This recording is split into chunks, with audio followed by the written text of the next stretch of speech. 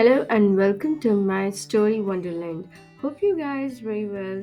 Today I'm going to tell you a really beautiful story which you really like it. So let's start our story. The Bear and the Travelers. Two friends are walking through a forest. They promise to stay together throughout the way. Suddenly, they heard a sound in the bushes. Something was approaching them. It was a huge bear. Both of them got scared. One of them, thinking of his own safety, climbed a tree. The other friend did not know how to climb a tree. He threw himself on the ground and lay still while holding his breath. He had heard that bears don't prey on dead people. The bear came near the man laying on the ground.